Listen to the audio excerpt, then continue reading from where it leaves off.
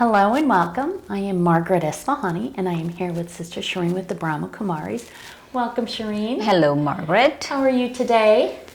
Superb, superb. Fantastic. I hope our audience is doing superb today.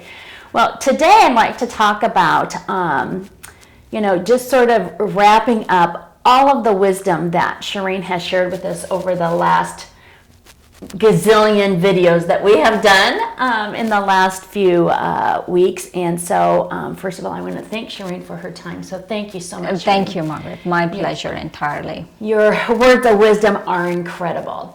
So if you don't mind, during this segment, help us sort of choose the right way to go about soul fitness. One of my favorite things to think about is choice. Actually, maybe because I value freedom so much, individual freedom and all of that so much, I really think about choice. Okay. And when we think about choice, and it relates to soul fitness, and I will tie in to soul fitness in a minute. But when we think about choice, we have people say, oh, people can do whatever they want, it's all good, it's a free country, I can do whatever I want here anyway. And so but there are two different kinds of choices. Mm-hmm. There is a horizontal choice and then there is a vertical choice. Okay. And when I mean an horizontal choice, I mean, let's say you like oranges, I like apples. Okay. Or I like mangoes. So, that... So horizontally. That is horizontal choice. It's your choice. You like certain things, I like certain things. But there's a vertical choice. A vertical choice would be not just in food groups, but within food groups. Let's say we take within food groups. There's a vertical choice between, let's say, eating meat or eating vegetables, right? Okay. That is a vertical choice. Or even in meat, there's a vertical choice between eating, like insects or other people or eating meat, right? So all of those are vertical choice. We can't say, oh, I like oranges and you like to eat insects and that's okay. Because these vertical choices actually make a difference. Okay, so vertical, just to take it one step deeper. Vertical means you're in, for example, a specific group and you're going to choose up and down between the caliber of yes, yes. And horizontal means? Horizontal means anything, no? Like horizontal is, let's take in fruit. All are fruit. You like certain fruits, I like certain fruit. That's horizontal choice. But this vertical choice, the difference is between a horizontal choice and a vertical choice. Mm-hmm. Is in a vertical choice within the Bhagavad Gita and within the Vedas and the Indian tradition, the Hindu tradition, there is it's called gunas. Okay. Guna actually means quality. Okay. And so according to the Hindu scriptures, there are three kinds of gunas. Okay. And it's called the three guna, whatever. So the three kinds of gunas are that the first quality is the sattva, or very wise, or very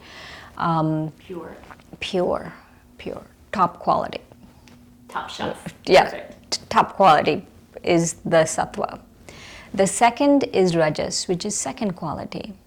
Okay. And rajas is where, you're passionate and obsessive and all of those things is second quality. Mm-hmm. And the third quality is, really destructive. Okay. So I will tell you the difference. Let's say we all like to go into nature. Mm-hmm. Let's say we like to go to the beach. Mm-hmm. So going to the beach and nice clean beach and you're watching a sunset and everything is gorgeous and wonderful. You feel different, no? Yes, yes. And let's say you go to a really busy office building. Mm-hmm. Then your whole being is different. Correct. from going to the beach and watching a sunset to going to a busy office building. Right. Right? So, and then the third one is, let's say you go to an opium den. The whole vibration is different, you feel different. As soon as you enter, you have to be really dead not to feel that. Right. Right? Yes. How it vibe is different. it's totally different. So that's third quality. So, and actually these three are different qualities. So sattva is this, gorgeous sunset on the beach. Rajas is this busy office building where they're very busy working and all of those things. And then there is tamas, which is the opium den. Okay, within sattva, we have horizontal choice. So horizontal choice is, I like to go watch sunset on the beach. You like to take a walk in the forest. Someone likes to go to the mountains. I like to go to the mountains. Someone likes to go to the river. Someone likes to go to the lake. Yes. So all of those are horizontal choices. Understood. Okay, excellent. But you saw the difference between the vertical. In the vertical. So that makes perfect sense. I mean, vertical meaning the top quality, the purest form, and the best for an individual. Then the next one on a vertical ladder, I guess is a good way to say it, is somewhat of a, it's not necessarily a nuance, but it's sort of, we have to do something on a regular basis, and it's something that needs to get done, maybe like going to a job and being in an office building, those sort of things. And then the office building I picked because it's like action. Rajas is action. Right. You're always busy. Even if it's like run to the grocery store, run errands, and make sure you get this done, and take care of the yard, and just do things that need to get done. Right. It's just sort of ambivalent. Right. And then the last one is maybe pleasures that are not necessarily healthy for an individual.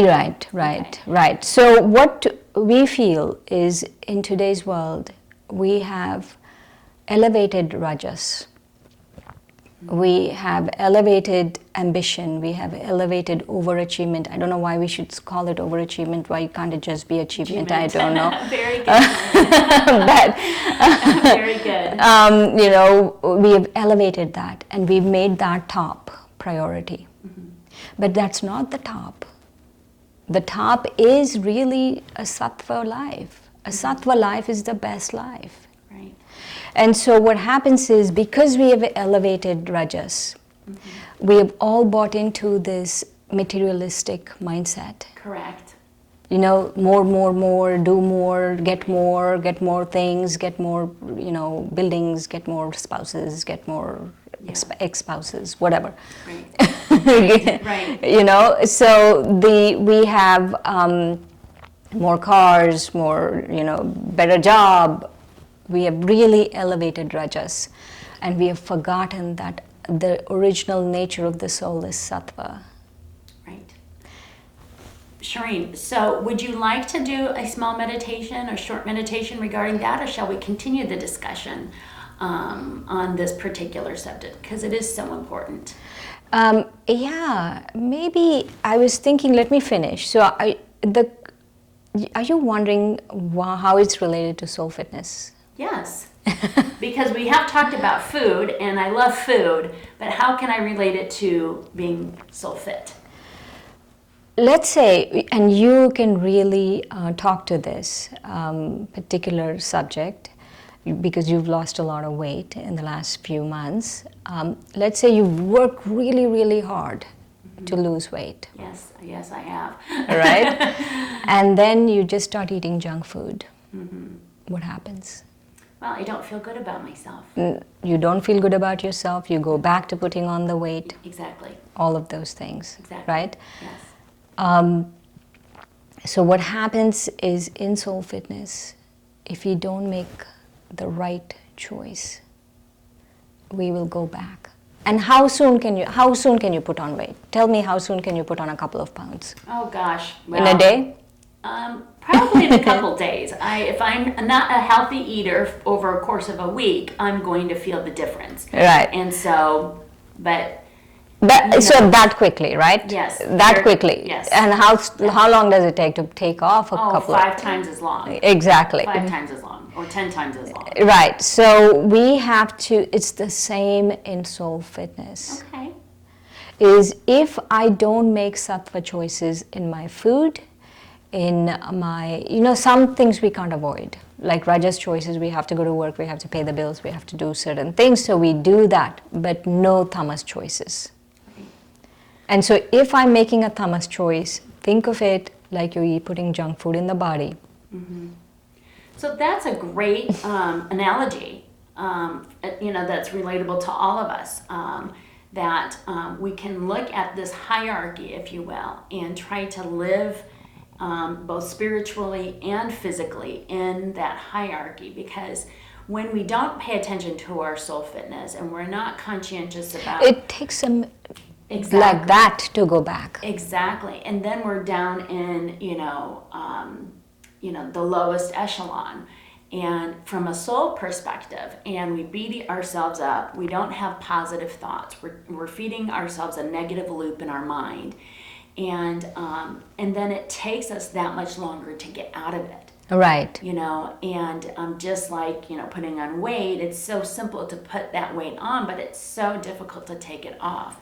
And in soul fitness, when we are not conscious about, or when we are not making a regular effort to make the right choice. Okay. Choice. People say we have a million choices, but we don't really. The only real choice we have is to pick sattva and the horizontal choice in sattva. Yeah. Let's say, it's as simple as this. You want to eat a piece of fruit, you want to eat something, eat fruit. Whatever fruit you pick, it's okay. Right. But eat fruit. Right. Because the reason why, I gave the example of weight, but the reason why we ask people to eat a sattva food diet is because the weight affects the mind. Yes. So Yes. let's say if I'm eating insects, yes, perfectly all right, it's a free country, everyone can eat insects if they want to, that's their choice. Right. But it will affect the mind, where you will not be able to meditate. Right. Well, and Am I not being politically correct here? No, and that's okay, because we are trying, this whole premise for this entire series is to have a good, solid, strong soul. And just, for example, if we want to use the body, to have a strong body, you have to feed it excellent food. You Right. can't just feed it junk food and then go work out. Right. It just doesn't work that way, because even though you may be, your muscles may be in shape, your digestive system may be off. Or you are not, have some sort of problem because of the unhealthy foods you're feeding. So it's the same with being soul fit. Yeah, so in tamas, the choices we make affect the body. Right. And so I want our audience to try this for a month. Is all of this tamas choices, like no alcohol, no drugs, and no meat. Try staying away from these three for a month, and see if you could, and meditate. Try these meditations and try staying away from these for a month, and you will notice such a big difference in your life. You won't notice the difference. You can meditate and you do all of those things. Of course, it's a free country and you can do all of those things, whatever you want. There's no hard and fast rule. You can't do soul fitness while doing those things. Right. But if you do it this way, you will really notice a difference. Just like working out. If you keep eating junk food and working out, it's fine. You will notice a difference. But if you really eat right and work out, you will notice a big difference. So that is an excellent challenge that you have presented to me and our entire audience. And, to just wrap it all up, I think that just as you just mentioned, we can be working out and exercising physically, but not eat right. It's not our organs and our body is not going to be as healthy as it possibly can be. Right. So same with soul fitness. Right. So let's eliminate some of these foods that are not in the best interest of being soul fit. Right. Do our meditations and see the magnificent result. Exactly. So with that, Shireen, I'd like to thank you so much for sharing your words of wisdom with us. And the challenge is on for our audience, and we can come back and take a look to see how we all feel. Thank you, Shireen. Thanks, Mom.